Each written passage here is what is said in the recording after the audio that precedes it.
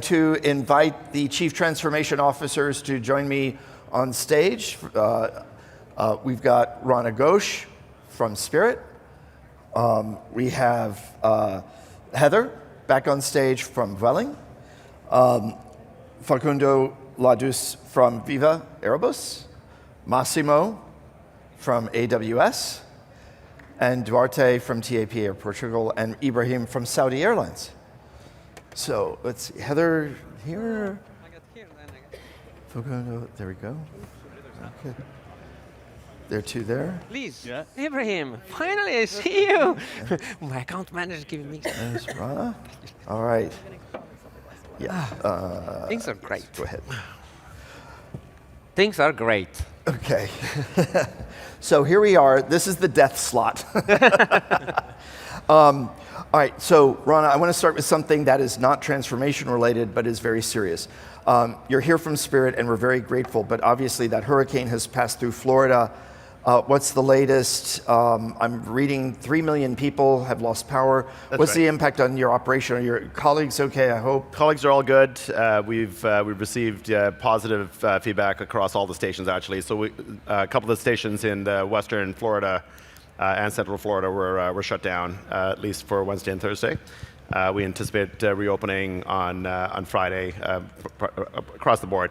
But certainly, what we're hearing now is, we probably read in the papers and in the news, a lot of cleanup efforts. As you said, there's power outages everywhere. So this is going to take a couple of weeks, I'm sure, for the state to recover. But so far, very good news, at least in regards to our crew and our operations. Nothing has been reported negative at this stage. Thank you for asking. Sure. So it's actually a point that I'd like to then expand upon, which is, as all of you who are responsible for transformation at your organizations are working on things, how must we start to think about transformation with disruption management, right? I mean, you cannot control the weather, obviously. But there are things within your control, things without your control. What do we need to think about rethinking, transforming to be better prepared to anticipate and respond from these external impacts to our operations? And whoever would like to take it is welcome to start. Sure, Heather, go ahead. Okay. Gosh, we think about disruption management all the time, and I think it's one of these, it's like the finding new ways to solve the same old problem, right? Because the industry has had the same problems all along. I think the beauty of some of the technology that's coming now is our ability to understand massive data sets and massive historical data to be able to help predict and understand the best way to handle a situation and the best way, to deal with both the operation and the customer side of things. So I'm pretty excited about some of the technologies that are coming out. I mean, whether it's from a communication standpoint or from a prediction standpoint or from an optimization standpoint, once you've made a decision, I think that there's a whole suite of tools and things that you can use that will really improve. To me, I think that what is often forgotten is the crew side of things and the employee side of things, because it's like, you have this kind of compassion fatigue that happens during a massive disruption where, did I make the right decision, or what are my options, or what can I offer to this customer when you're at the point that they've gotten so desperate, that the bots didn't work and all of these other, self-service type things didn't work. And I think it's really important to support our teams within the airline to make sure that they can deliver the right message and that they have the decision support they need, and using these technologies to really give our people the things that they need to be confident and proud of the solution they've come up with. It's like we always say, it's not my fault, but it is my problem. Right, and that gets very, very exhausting. And I think, that one customer is upset, but there's that employee might have dealt with 200 of customers, and it's very draining. So the more that we can do to help our employees, I believe, is maybe the secret that would help everyone. Duarte? I was when you asked the question, I was going through a couple of things. I think Heather hit them all. But as I think that the key point for disruption is obviously there's a whole world of possibilities on proactive action. So predictability, but for with a bit more focus on operations and handling the customers, I think decision support is key. But there's also a decluttering function, I guess. That it's not that technology is the challenge. The technology is here. Is how do I make something which is incredibly complex understandable for an operator which is customer facing and needs to explain what he's trying to do to the passenger. So I'm putting you on a flight in 3 days, but why is it not tomorrow? And well, system says no. This is a real challenge. And I think that there's another angle that we tend to forget is we can have all the information that we want, but to actually get the processes in place to take advantage of that and do something with it. We on another panel we were discussing that nowadays tomorrow is going to be a bad day. Is in operations is an incredibly useful information. How do I take advantage of this? I'm not going to go crazy and call people for overtime. There has to be something that follows technology, and as an industry, this is sometimes of a struggle. It's important to think not just technology but processes. Please. Ibraheem, yes, please. I think, I don't know if this is... Yeah, I think in addition to what just been said, airlines are not working alone. They're working with other partners in the airport and others. And when it comes to customer-centric, when we embed technology and innovation, it's important to take two things in consideration. Balancing between the business continuity and disruption. I think I have a very good point. I was going to say, how about microphone continuity? So yeah. we initiated something called shake hands kind of operation between the airlines and the airport to ensure this continuity of business and the disruption has been taken care from all parties, including technology shake hands, and at the same time the people who's working at the airport at the airline. This is one. Second, we always take in consideration what we call the feedback loop with the learning curve between the customers and ourselves. So whatever feedback we are getting from our customers when it comes to disruptions, because at the end, if we claim that we are customer-centric, we have to listen to the voice of the customer all the time. And that through our communication channels, through the digital channels, and that's through our employees at the airport and also the call centers. If we take all these in consideration, we would claim that we have a very good disruption management because we keep learning all the way until we deliver the right outcomes to our customers. So if I might chime in on this, a lot of times I have conversation with executives, with CEOs, and they're all asking, so how do we transform the airline? How we are innovative? How do we become the Amazon of travel? And they are asking for fantastical kind of vision and so forth. But being excellent at basics is really important. And if you really want to be the Amazon of travel, focus on what really never changed. Amazon has been successful because we created this concept of the flywheel, right? Customers want always convenience, low price, and selection of the product that they want. So what is the things that never change on your business? What never change on your business is customers are always unhappy. Customers want to arrive on time. Customer will always be disrupted in one way or another. So how do you address that? How do you make the business resilient enough that you are taking care of the core basics, and then you can build on top of it all this transformation that you would like to have? I'll give you an example, especially on irregular operation and on disruption. The best way of handling disruption and reaccommodation and so forth is actually preventing them. How do you prevent that? Again, not to mention a customer that I particularly love, but United Airlines created this system called the connection savers. So if a flight is late into the hub, so go through the manifest to see the people that are going to connect. And now, if you are going to hold back the connecting flight without causing disruption, are you able to get the passengers to make the connection? So it's not only that aspect on the operation side, and now you are preventing them or reaccommodating or putting them in an hotel that is super expensive. See what happened to large airline in the US and abroad. But also, how do you communicate that? Remove the stress to the customer. Tell them, hey, we are holding the plane for you, so don't worry, follow this path and get there, and you'll get there on time. Or look, we are not able to hold the plane for you to make you reach destination, so don't worry, we are going to reschedule to the next available flight. But at least you remove the anxiety from the customer perspective. If you start putting yourself on the shoes of the customer, this is the kind of approach, the kind of communication, the kind of partnership, relationship you want with your travel supplier, that you end up delighting the customers. And we are seeing it throughout all our customers, United, Delta, Southwest, Air Canada, and so forth. Ryanair, even Ryanair, low-cost carriers, how to make sure to take care of the passengers, their crew, and the business itself. Right. Okay. So Heather, I want to go back to something you said in your speech. Was the future is a direction, not a destination. So building on that, there are obviously a lot of challenges you all face with transformation, very exciting challenges. Some may be more mundane, but most exciting. How do you go about balancing the long-term promise versus the low-hanging fruit, if you will, that exists?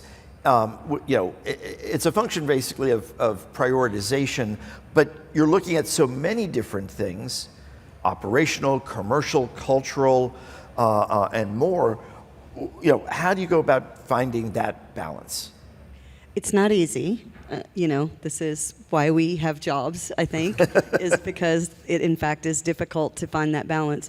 One of the things that we've been playing around with and that has helped quite a bit is the way that we're governing the work.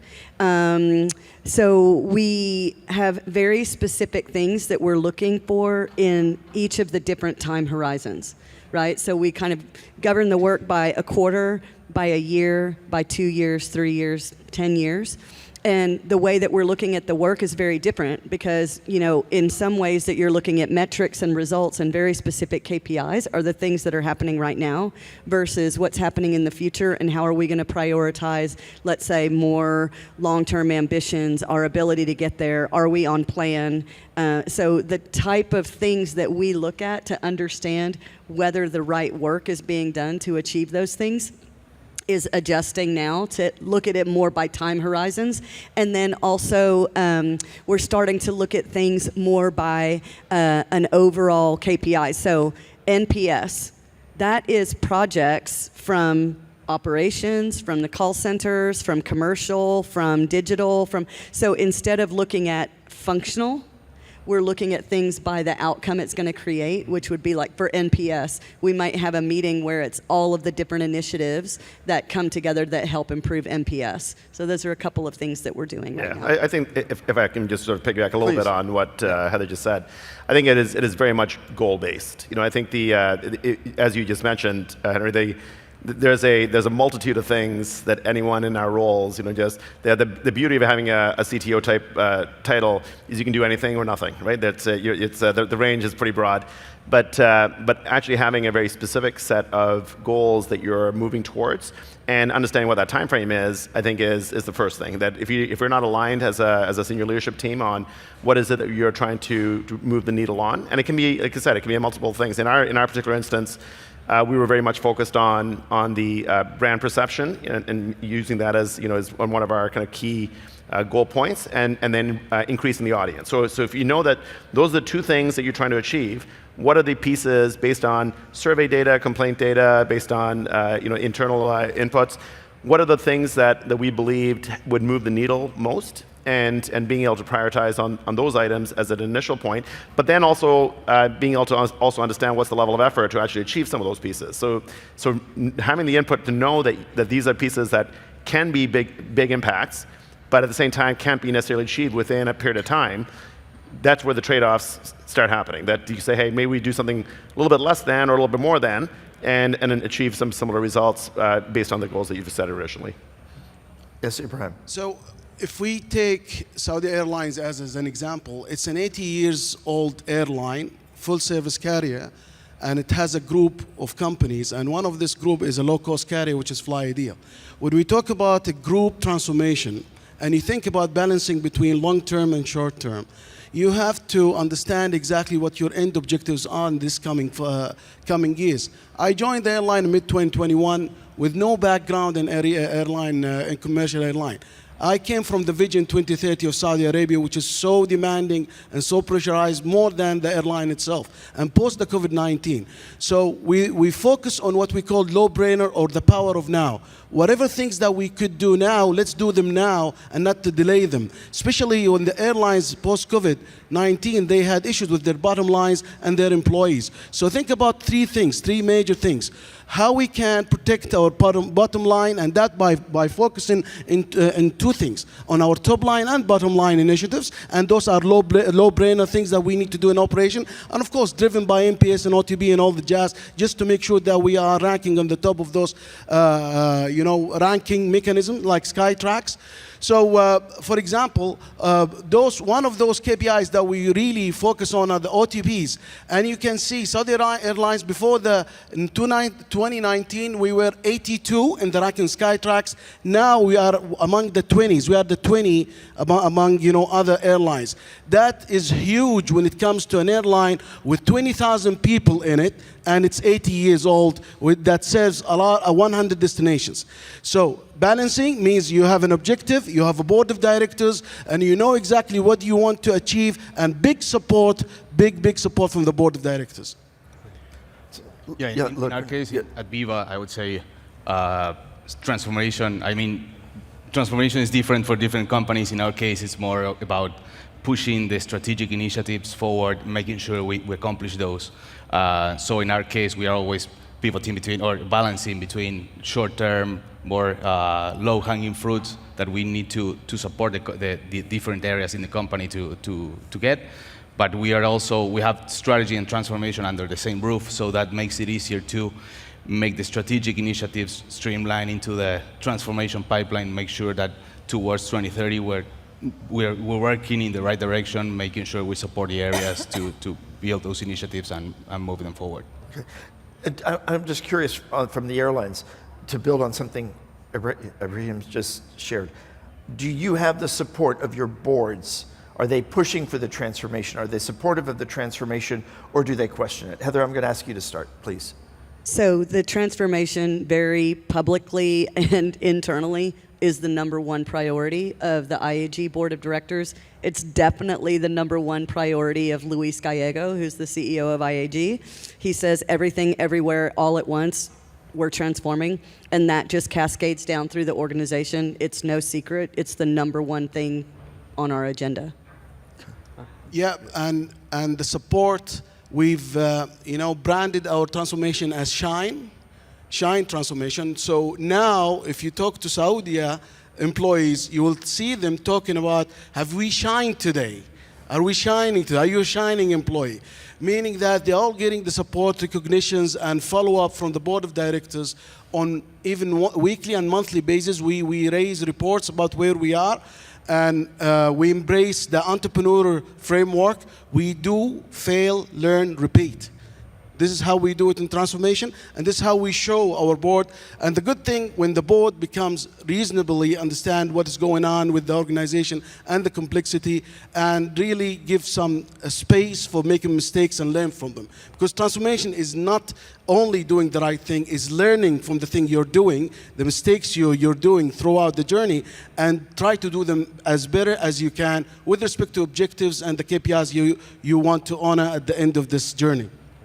And if I may add, I think that apart from a transformation responsibility of driving, and this is a bit of what Ibraheem was describing, there's a validation exercise that I think is also part of the job, because it's very easy to be on both sides of the scale.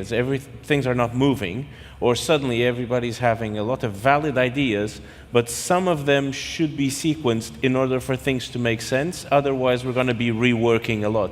And what we found out is that a lot of the time, the problem is not lack of ideas or an alignment of what we should be doing towards a board of directors strategic initiative. Is the fact that we sometimes need to slow down on one place and redirect to another so that things fall into place in a more efficient way. It's not that we cannot get there by leaving everyone running at their own paces. They're going to stumble on each other eventually. So, and it's sometimes it's a bit ungrateful that you need to slow down, because you also get a little bit of backlash. You're pushing everybody to move, and now you're telling me to slow down. But it's part of making. I think it's validation and communication. We need to validate that it makes sense, and we need to explain people why things need to move, why the puzzle is assembled this way, why it makes more sense. If I might chime Yes, on this, it's 20 years, 25 years that I am in the industry, that I am on this panel. We are always talking about transformation. Transformation should be actually our daily bread. We should transform every day. Simply because the world around us is transforming itself. We had a pandemic, expectation of customers. I used to be one of the youngest people on panels. Now I'm no longer that. And we are still talking about transformation. The thing is that it has to be a priority of the organization to adapt and change to the demand of the world that is around us, and listen much more to our customers. Now, if you are talking about boards, right, so it should be a priority to the boards, or certainly the KPI and the mandate to the executive of what are they compensated or evaluated. I was talking to Qantas, one of our customers. 40% of their KPI is about customer centricity and the CSAT, the customer perception. Other 40% on-time performance, 15% profitability, 5% about sustainability. That is setting the clear direction where you want to go. And now, if you want to act, if you see everything is interconnected, right? How a customer is treated, how is the product being received, how are you delivering the travel product, are you making money by delivering the product, and are you keeping an eye to the environment? Now, if you have all this direction, then the priorities are straight. It is clear where you have to invest, but how do you align all the teams towards that? One of the things that Susan Donitz was saying, actually, there is a long speech on the internet, if you can find it, and she was talking about the two-pizza team, creating independent teams that can own a single problem, solve it, and then move to the next one. How are you sure of all these independent teams to be able to go all in the same direction? And she said something very simple. If we put the customer at the center of it, and we are impacting the customer, we are sure we are going the same direction, and we are going to meet all our KPIs. One of the things we hear all the time is customer centricity. Are we really customer centric? Or are we operation centric? Or are we financial centric? So that is actually shifting our priority. And then we go down to technology. Technology is the only way, and it is the way of executing against those priorities. So the message has to come down from above, give the direction, give independence of the team, use the technology to achieve those objectives, and start from the customer, work backward from that, create a customer 360, and then you put customer 360, for example, when the customer is searching for travel, when he's experiencing travel, when he's getting disrupted. So when he's calling the contact center, do you know what was the experience on the previous journey? Is he calling because he was booking and he couldn't finalize the book, or because he lost the luggage? How do you know that? So making sense of the data that you have is actually core of this, and that is where technology can help. And you have phenomenal outcomes. I'm very proud of United Airlines with their Kinective Media new initiative. If you haven't looked at it, please ask Maesh, look on the internet, how they can actually tailor offer and advertising to their customer base by sharing customer data through a clean room and offering it to partners. So you're coming to Amsterdam this weekend, Ticketmaster gives you a ticket for the Rake Museum. Those are the things that delight the customers and create a new opportunity to engage the customers and making them from a recurring buyer to actually a loyalty customer. Those are the aspects that you can actually work and act today. But Massimo, not disagreeing with the customer vision, but I think that sometimes there needs to be consistency at the speed that the several aspects of the building are moving. What you just described is a wonderful customer experience. I sit myself on a seat, and when the person comes along, says, "Happy birthday, I know it's your birthday." Level of complexity, worlds apart. How many airlines are able to know the birthday of all their customers and detect all the customers who are traveling on their birthday. Qantas does. But not United does. But not all. The question is, it's something that it's fairly basic from a business perspective. Sure. From a technology perspective and tech depth, there is a bit behind to join the pieces on some cases. But we need to also make sure that we are focusing on some customer and experience topics without letting the rest lag. We need to, at a certain point, we need to reduce the gap, and then we can start moving again as a group. And I'm saying in terms of different verticals. And I feel this is something that is on the regulated side of the business. Mm-hmm. Sometimes it's much slower than on the commercial side of the business, if you want. Sure. Yeah, I may be sort of talking myself out of my own job, but the kind of the idea in my mind around transformation, right? You said it somewhat, Massimo, that transformation should always be happening, and I agree with that. And I think transformation is a little bit more cultural. That's really what you're trying to sort of push into the organization.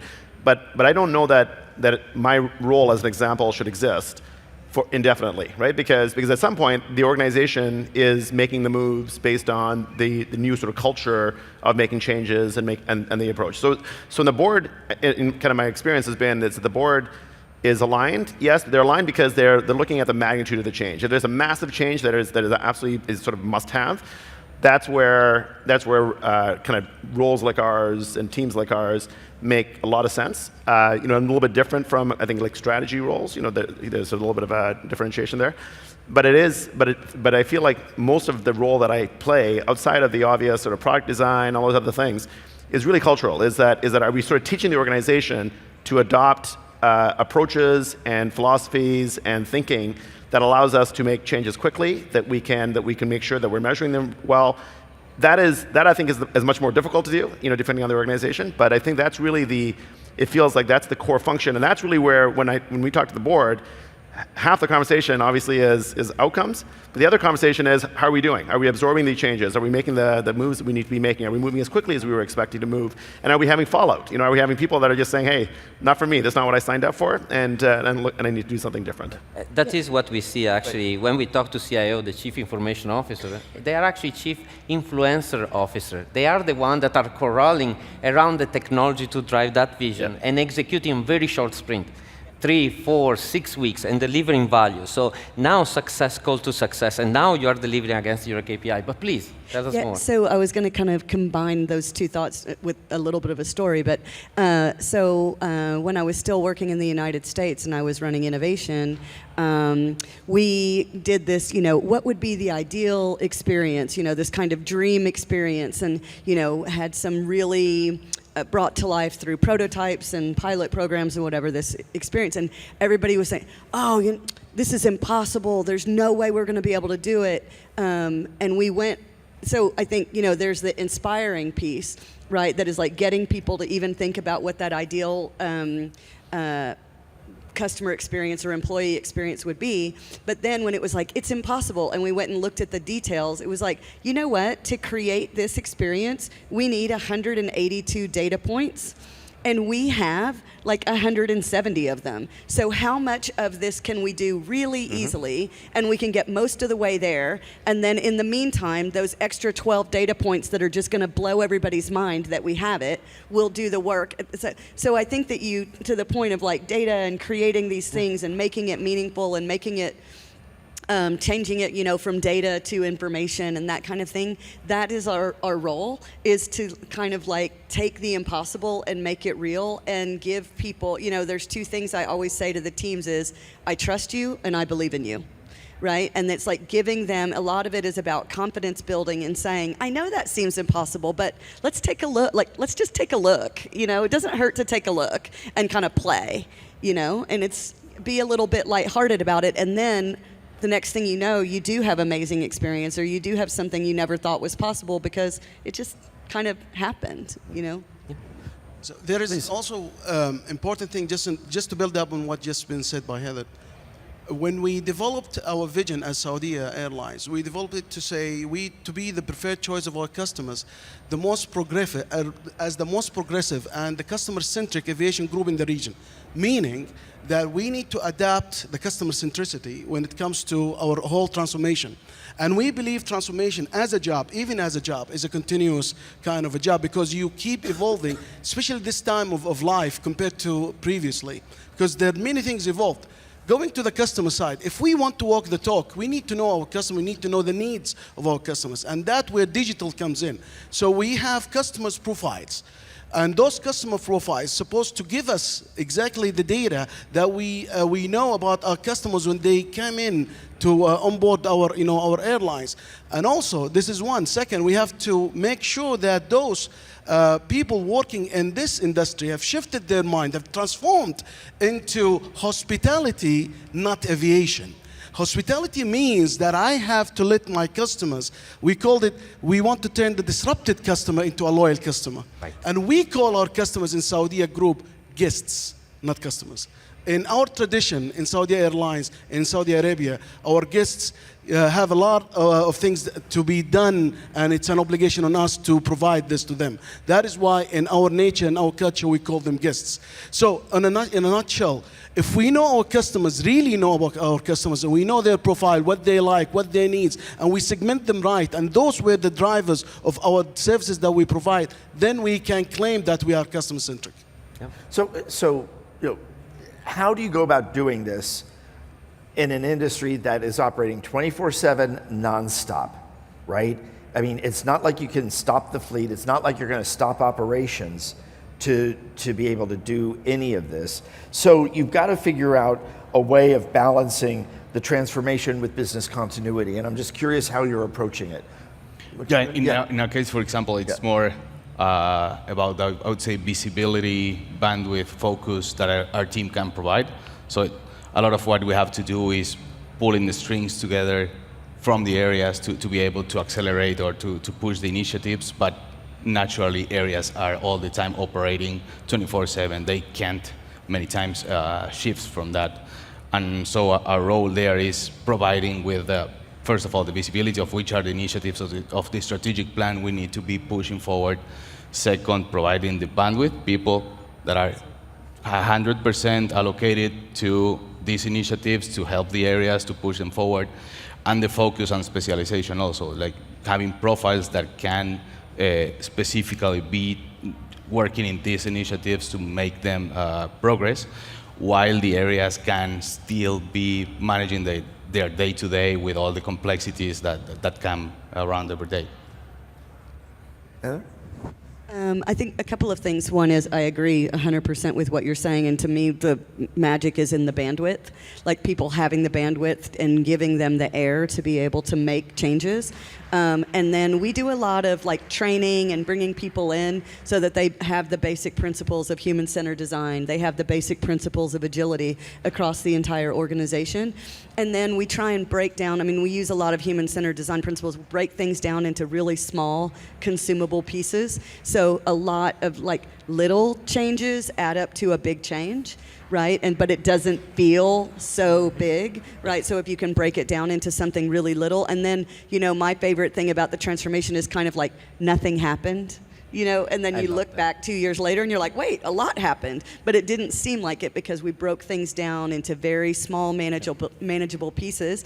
And then we make sure that everybody has the time and the training to understand the way that we're moving things along. And that's right. I think change is messy. I mean, if you shouldn't. I think this idea that you sort of wait until everything's perfect before you start rolling things out, you'll never get anything done, right? And so I think there's acceptance that there will be some level of imperfection as you're rolling things through, and things are going to potentially take some time or require some adjustments.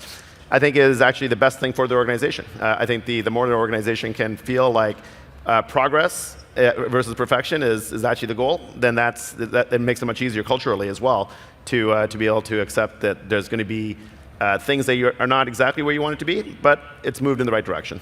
Yeah, what we've tried to do, especially with the ops team, anybody in airports or IOCs and those kinds of operational roles, and we try to bring the conversation back to something they understand. And the easiest example is when you go with a pilot.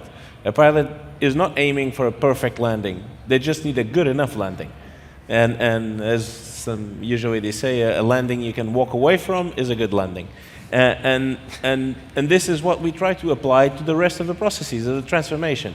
Perfect, it takes a long time, it's too expensive. We just need it good enough. Yeah. And good enough is sometimes getting them to understand what the actual problem is and what's a perfectionism that all of us have on the things we do that sometimes we need to separate from the business, as Heather said, and to keep it in bite-sized chunks.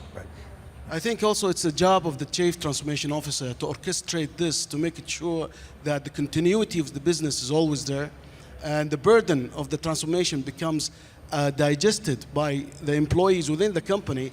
I like when they just say the bits and pieces, you just infuse those bits and pieces in their daily operation until it becomes the new norm. So every time you have an existing norm and a new norm. So that transition from here to there, I think is the job of the Chief Transformation Officer and with the help of the CEO on the board to make sure that all those guys are really adapting and moving ahead while ensuring the continuity of our business. Okay. So my mom always say, look, how do you eat an elephant? You eat an elephant a chunk at a time, a piece at a time. Well, I have a better answer. Get 2-3 people to get a little bit at it. And that is actually enabling your organization with a tool that allow them to be empowered to make the change. And that is actually what cloud technology is all about. You take services off the shelf, you use it, you try them out, they work, you deploy it, you don't like it, you put them back. We have examples all over the place, and you start backward from a problem. Ryanair, for example, during the pandemic, the boarding of plane was a mess. You have to show the certificate, are you vaccinated, are you not, in what format is it? They are flying all over Europe, so what language is it, are you tested, are you not? So in 3 days, they were able to enable their mobile app. You take a picture, get translated into English, and you have a green screen or a red screen that enable you to actually board or not. That facilitated the boarding process. So now you go there, you show, and then you get into the plane. 3 days, a couple of guys put that together because they were empowered to do that. And they are significant impact on the operation side. But also remember, your customer are not only the travelers, but your employee as well. Ryanair developed in record time a mobile app for their employee, and they have significant impact. For example, the employee, they can actually change the rotation, they can actually book for vacation and so forth. They were asking for time off. So you have the option between personal days or medical leave or sick days. So because they didn't know better, they were all taking sick days. Now they create a mobile app and they provide the option, do you want, and they put the first option, personal days over sick days. So I said, yeah, I want to take a personal day. But guess what? Personal day is free. So it's actually, the employee is not paid. Sick day, you have to be paid. So by that simple change, from the perspective of the employee, not in change, it saved millions of euros to actually Ryanair. Those are the small changes that can be put in place by starting from a problem, using the technology, and empowering a couple of guys to make that happen. Those are what the essence of transformation is all about. If this is inspiring you a little bit, I would love to work with you to make that happen. So we've got the Battle of the Airline mobile apps coming up in a couple of minutes, and I want to stay on time. But so to close, what I'd like to do is just get your perspectives on cultural transformation. Our organizations are organic. They are our people. And I'm just curious what considerations you are thinking about as you work to evolve the cultural transformation of your organizations, because it's not all technology, it's not all operations, and frankly, you've got to have the culture you want to enable everything else to happen, right? So Heather, I'd like you to start, just because you had discussed a little bit of that before, so perhaps expand on it and then Sure. we'll go. Yeah, the cultural transformation, especially in the beginning of our transformation program, was one of the #1 priorities, and that's actually why we started with mission and vision and values and those types of things, because to your point, if you don't have people in the right frame of mind, none of it's going to work, or it might work, but it's not going to stick. Right, and so, I mean, we continue to talk about the cultural transformation, and we have transformed our cultural transformation, and we've seen things that we've done right that have really worked, and we've seen things that's like, that didn't really resonate with people. How can we move things forward? So I think, to me, the #1 thing that you have to do before you do anything else, well, I say it starts with leadership. You know, I'm from Texas, and they say when you're going to sweep the stairs, you start at the top, right? And so it's like you get everybody with the right mindset at the leadership level, and that just cascades down through the organization. And I think to me, it has to be like lighthearted. Like, we have a big challenge, but we got to go, right? I think I'm a believer of the saying which says, culture eats strategy for breakfast. So I think culture goes side by side with the transformation, and in order to have a good transformation, you have to have a good strategical approach to ensure that your culture really enabling this transformation. And that in Saudi, it goes with starting with the vision, with the values. One of the values, we have 5 values in Saudi Airlines. One of those values is people. We believe people fly people. Meaning that in order to listen to the voice of your customer, you have to listen to the voice of your people. You have to know the needs of your people. Also, when we adapt, and culture is a long journey. It's not something that you're going to change overnight. It's not about celebrating someone's birthday or someone's graduation for a certain training. It's more than that. It's making certain people, breaking the silos, making people working together, making people really enabling this kind of transformation, and they adapt to the change all the way down. Speaking of this, we already identified the maturity of our culture within the organization by addressing many angles and many aspects. One of those also is digital, by the way. So we know, if you want to know the customer profile, you better know your people's profile, your employees' profile. So you know their needs, what things that really they care about. What maybe medical insurance, maybe things that they like to have, maybe something like that. And that would help in delivering your outcomes in your transformation. Trust me, there were people, we started this transformation with nobody, and then we gradually reached to maybe 1,000. Now we have more than 10,000 people working in transformation. They don't care if they're gonna get recognized or not, but because they believe that this is the right thing to be done, and they know and they trust their employer very well. They know, and this trust, as Heather just said, starts from the top. You have to walk the talk. You be the role model that others see. If you see something wrong, you just come down there and let them see you doing the right thing. So culture starts from the top and start from the bottom, but to maintain the good culture moving forward until you deliver your transformation, this is a big thing to do. Yeah, one of the things I think that was very effective, very effective in some of the things that we were able to put in place is if you understand the type of behaviors that you want the organization to model. So what are those? What are the things that the individuals that are kind of the change leaders within your organization, how do they behave? How do you sort of recognize them? And by continuing to identify who those individuals are and continue to recognize the types of behaviors that they're putting out there that you want the broader organization to take on, I think it helps people to get a very concrete view of what that should look like. You know, so when you start talking about resiliency and change and everything else, it's hard for people sometimes to just sort of wrap that into their heads as to what that actually means.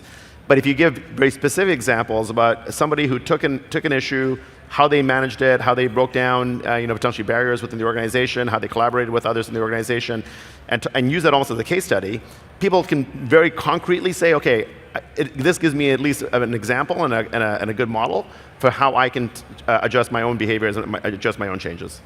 Yeah, I was just going to add that for us, I think that the realization that one size does not fit all. There is the role model that comes from the top, but that model cannot come falling down, crashing onto the base. each layer of the organization, that model needs to be adjusted. Because if I have a team which is mostly people with 20 to 25 year tenures at the company, what is going to be appealing to them is pride, is the fact that they work at this organization. If the team is full of people with 2 years tenure and an average age of 25, for them this is just a step on their career, and the way to appeal to these different groups is going to be radically different. So we need to be able to, from a core objective, translate it to very different tiny things for different people. So actually, I am glad. I am actually seeing on the audience, we usually have a lot of old white men at these events. Actually, there are some ladies, and there are actually some young leaders that are here. So we have been an industry that thrives in complexity. We are actually very, very protective with the legacy of the system that were there and not enabling anybody to access these things. Opening up this system, making access to the tools, bringing in new people that have new ideas, that is actually how you enable the transformation. We are very big on culture, the culture of Amazon, the working backward, the culture of innovation, the customer obsession. It's all codified. It doesn't mean that our culture fits every bill, that it is good for everybody, but the ability to learn and to bring in new ideas, bring in new voices, younger voices, is actually paramount if you want to move forward, guys. Or next year, we will be here talking again about the same things, how we transform the industry, and we will be on the same panel, but hey, that works. Yeah, right. I would say on our side, a lot of the points they said resonated with us. I would say what we try to do from the transformation department is try to bring new profiles to similarly, as you were saying, new profiles, non-aviation profiles to our company, and I think that helps a lot to work hand in hand with the areas that are usually long years in the industry. They know exactly what they do, but maybe they're too used to that. So that's the challenge we're trying to bring to the table, and it's part of the cultural transformation we want to achieve. Yeah. Okay, great. I wish we could continue, but we have the battle of the airline mobile apps that's about to start. So please join me in thanking the great panel: Heather, Facundo, Massimo, Ibraheem, Duarte, and Rana.